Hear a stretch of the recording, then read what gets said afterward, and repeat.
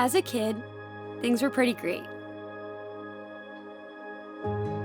For the first 7 years of my life, my mom raised me by herself and we had an amazing relationship. She loved me. I remember we would go to church together and I heard that there was a God who loved me. And I believed that. I even believed it enough to get baptized in the 3rd grade. That same year, my mom got married and soon after that had my baby sister. Things were good, to be honest.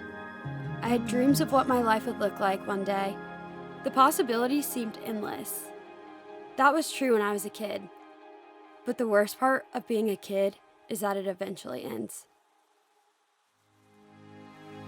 In 6th grade, my mom got sick and died from lung cancer. She was the person that fought for me, the person I knew loved me most in the world, my best friend. And just like that, she was gone.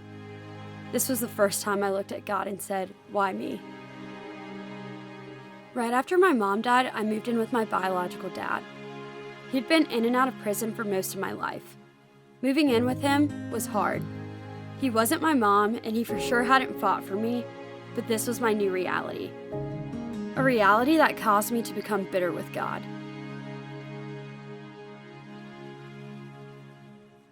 But God is bigger than my bitterness. In January of my freshman year, a stranger walked up to my locker.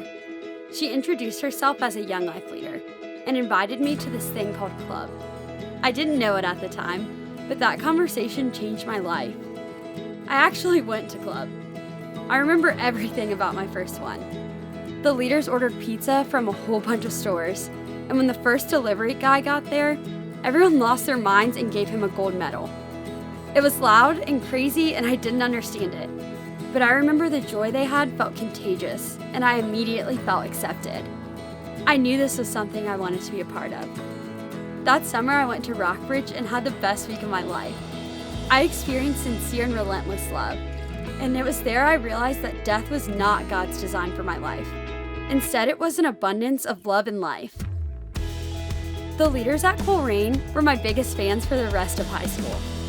I didn't always make the best decisions, but they believed in me anyways. Leaders would spend day after day with my friends and I, building community. They would play games, make us food, and talk about life. Over and over again, they pointed me towards Jesus.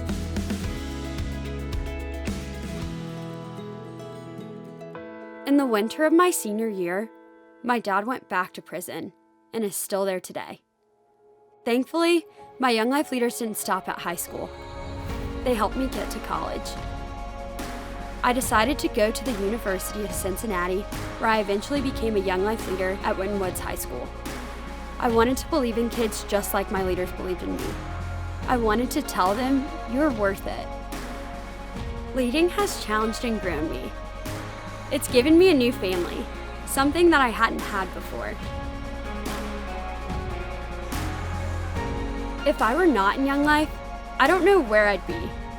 But now that I am, I know I am the daughter of the Most High King, Jesus.